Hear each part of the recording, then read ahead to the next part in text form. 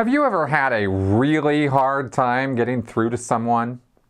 Have you engaged with people on social media or in real life about something that was important to you, about which you knew a lot, but you simply could not budge the other person, no matter what you said or did? Let's talk about why it's so hard to talk to some people. Why no matter what you say or how you say it, there is nothing you are able to do to crack them or even get them to acknowledge the things you said. It has to do with propaganda, our brain, our imagination, and something called the Dunning-Kruger effect. It can be tough to keep these things in mind in the heat of a debate or social media argument, especially when you're all fired up over some hot topic issue. But if your goal is to change hearts and minds, or at least understand opposing points of view, you have to remember that some people you interact with do not see the world the same way you do.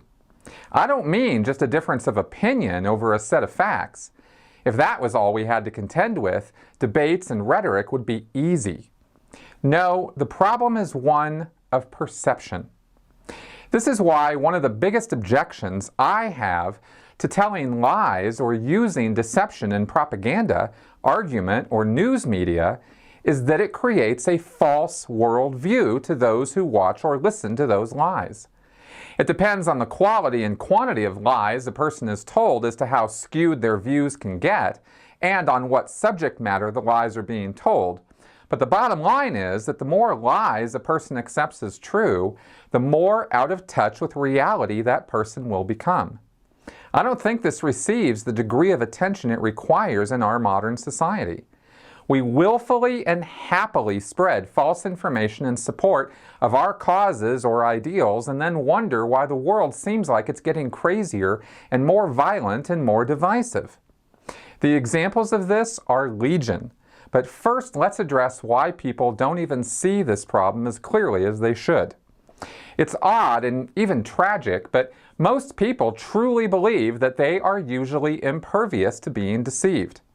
They honestly think that they're sharper, smarter, and more perceptive than they really are. We know this is a fact from the Dunning-Kruger studies. In short, the Dunning-Kruger effect is the cognitive bias in which people of low ability delude themselves into thinking they're superior and mistakenly assess their cognitive ability as greater than it is. This illusion of superiority comes from the inability of low ability people to recognize their lack of ability. Without the self-awareness of metacognition, low ability people cannot objectively evaluate their actual competence or incompetence. In other words, stupid people are too stupid to recognize that they're stupid. And not just that, but convince themselves they're actually smarter than everyone else. And in case you think this doesn't apply to you, it does. Statistically speaking, 50% of the population is below average in ability or intelligence. If you understand the term average, then you would understand why this is true. Now, of course, being below average is not an overall value statement about any individual. You have to be clear about what it is that you're below average in. You who are watching this right now are below average in all kinds of things. You probably don't think about that too much because we tend to focus on our strengths more than our weaknesses, but it is true. For example, I'm not afraid to admit that I'm a horrible baseball player. I'm so far below average, I thought baseball games were played at night because bats are nocturnal.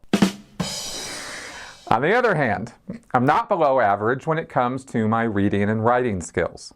I've practiced those all my life. I've worked hard to hone and improve those skills, and I'm pretty good at it. I could be a lot better though, and I'm always seeking to learn more and new things to improve my ability as a writer. A truly competent and rational person is able to assess their own strengths and weaknesses far better than an incompetent or ignorant person can. Incompetent and ignorant people cannot face their incompetence and ignorance and live in a place we call denial.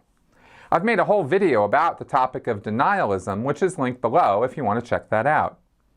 It's understandable that this happens because human beings have strong egos and a good self-image is important to us. However, this creates very real and very difficult barriers when it comes to critical thinking. If people are not skilled in spotting deceptive advertising, biased news reporting, and the countless other ways we are deceived every single day, they're not going to have any critical thinking filters or guards up, and therefore they will believe lies are truth. They will not question so-called trusted sources, and even worse, will automatically naysay any source of information that does not conform with their preconceived ideas. They will literally not even look at or even not perceive the existence of information that contradicts or challenges their ideas. They gloss right over it or act like it doesn't even exist. Just the other day, I was having one of those internet arguments we all love to engage in, and I repeatedly made a point about a particular fact which was not controversial or opinion-based, but was a simple statement of fact on the same order as saying the sun is rising in the morning. Yet the person I was arguing with just flatly refused to acknowledge that fact. After repeating it a number of times, it became clear this person was not even perceiving the words I was saying. She was so far down a rabbit hole of false information, her world view had filtered out anything contrary to what she thought was reality. I've referred to this as delusion in the past, but after some study, I've come to realize that is too strong a term for this phenomena, since delusion infers a mental disorder that could be genetic or otherwise caused by some abnormal biology. A better term is an illusion, a thing that is wrongly perceived or interpreted by the senses. That is the world that someone who accepts false information lives in. To the degree they are living in lies, they are living a life surrounded by illusions. And some of those illusions can result in beliefs that are not just tragic, but even horrifying. There are some further correlations that can be made on this. For example, we know that motivated reasoning is a powerful cognitive force. This is basically the unconscious tendency people have to process information in such a way that it fits their preconceived ideas and emotional investments. Now, emotion and intellect are the two forces hard at work in our brains, and they work together in often surprising ways. If someone receives a particularly alarming piece of false information, for example, they will have emotional reactions to it, such as frustration, fear, anger, or even terror. These emotional reactions reinforce the belief all by themselves. If and when more false or half-true information appears, which looks like it corroborates that first false datum, it is just added to that pile without much critical thinking or filtering. It's just the way our brains work, and there's very little we can do to change it. But we can conscientiously apply critical thinking to overcome some of its effects. This is one of the reasons why trying to fight irrationality and false information with facts just plain doesn't work. If someone is heavily invested in believing something false is actually true, and their emotions are piled up on top of it, which is almost always the case with core or important beliefs, then you've got some real work cut out for you to dig through all that and pry loose that false data. You can throw objectively true facts at a person all day long, but they will not only ignore or naysay the facts you throw at them, they might not even be able to perceive them at all. I'm talking about looking right at them and not seeing they exist. If you think this is far-fetched, it's not. Perception has been proven to be skewed based on our motivations or even social connections. Dan Kahan from the Yale Law School wrote, "In the 1950s, psychologists asked experimental subjects, students from 2 Ivy League colleges, to watch a film that featured a set of controversial officiating calls made during a football game between teams from their respective schools. The students from each school were more likely to see the referee's calls as correct when it favored their school than when it favored their rival. The researchers concluded that the emotional stake the students had in affirming their loyalty to their respective institutions shaped what they saw on the tape. If you think about it for a second, this happens to us all the time. How many times have you been looking for your keys or something, and you look all over your house, you look through your car, the kitchen drawers, and you just can't find them anywhere? Then you find yourself standing in the living room and you suddenly kind of wake up from a trance state, and you finally notice your eyes are looking right at your keys on the coffee table. Just because we're looking at something doesn't mean we see it. And just because you're talking to someone doesn't mean they're hearing even a word you're saying. I want to be clear that I'm not saying that false information shuts down your critical thinking faculties. It's worse than that.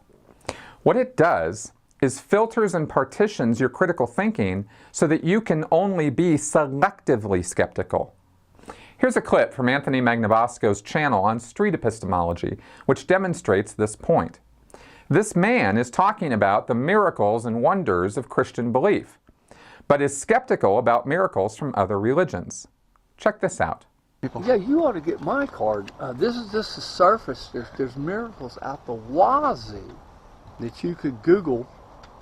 And let me ask you. They're indisputable. You can't explain it. I just ran into a couple that it was a Muslim couple, and maybe you saw them on the trail. They might often point to miracles. Like what? Or a Hindu might point to some like sort of, what? I don't know, their son was raised from the dead or something. Sure. Yeah. Well, You seem skeptical. I am skeptical.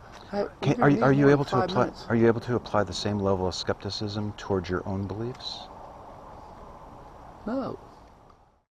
He had an unexpected, probably even to him, moment of honesty, where he admits that he cannot be skeptical about his own beliefs.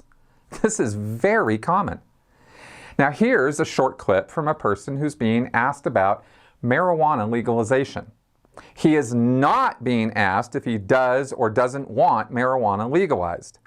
He's being asked if he would be willing to consider changing his mind if he were presented with evidence contrary to his position.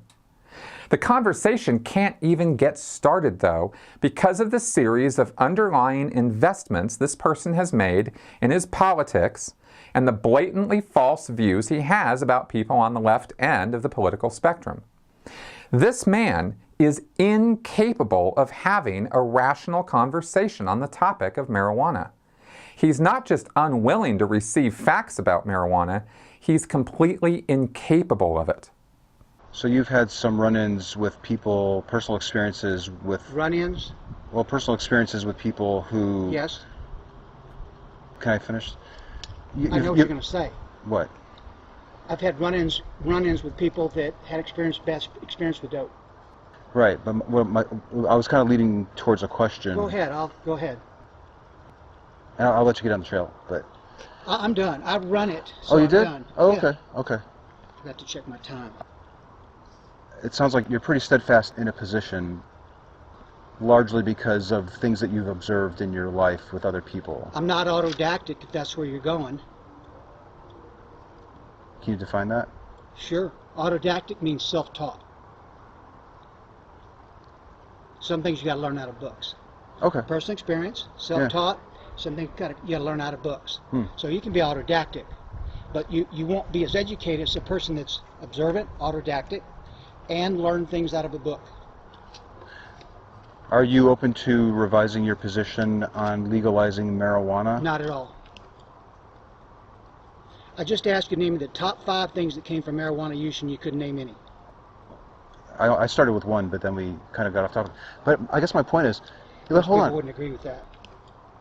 If somebody were to give you 5 reasons that were sufficient, would you change your mind?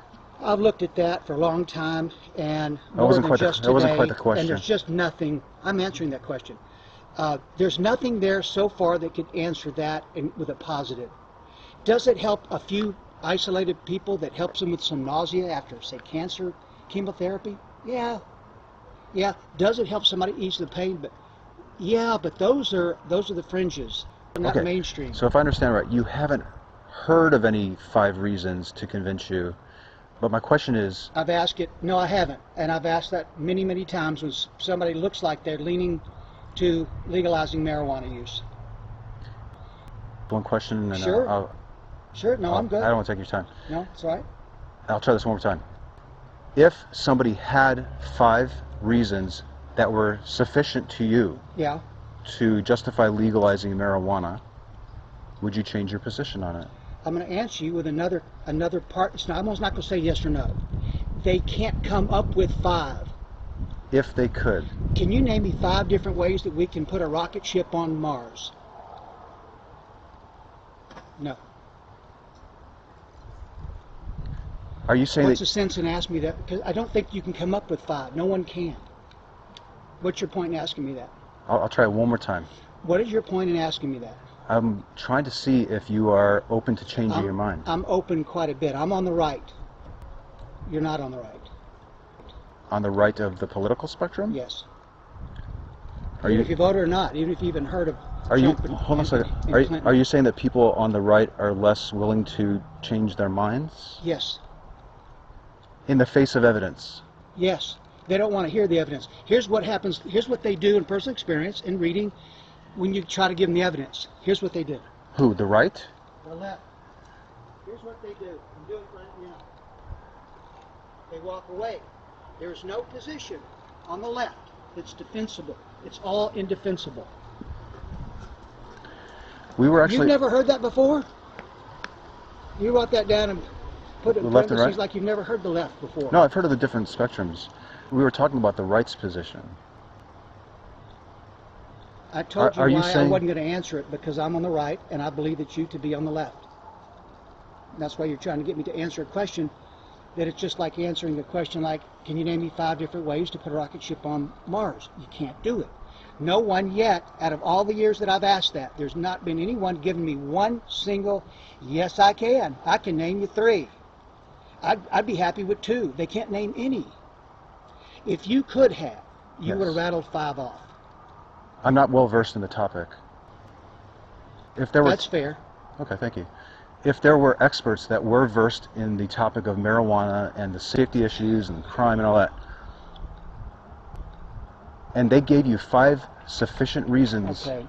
Okay, I'm not going to answer that because there just aren't any, and your experts would probably be on the left, and they can't come up with them. If they did, they would be bogus. They would not be it would not be the truth. There's just no way I'm going to answer that because it's a mute question. For the past couple of years, I have worked to figure out how to use rationality and reason to engage with people who have differing or opposing ideas, and how to change hearts and minds. And the fact is that there are some people who just have to be written off entirely. Not because it's impossible to sit down with them and eventually get them around to seeing outside their little preconceived boxes of belief, but because it would simply take too much time to do so. Where you could engage with 10 different people at varying ends of their belief spectrum, perhaps 7 of them could actually be moved or could be made to consider opposing facts or evidence, where 3 of them who are just not going to budge at all no matter what you say or do. I'm just making up those numbers to make a point, but according to my experience, most people are not this extremist in their thinking and can be swayed eventually by facts and reason. So don't be so quick to think you're talking to one of these entrenched believers simply because they challenge your beliefs or even because they're difficult to talk to. You'll know this kind of person I'm talking about because during the course of talking to them, you'll notice this odd phenomenon of them ignoring or refusing to engage with facts and evidence you present, or even if you question them around the idea of changing their mind.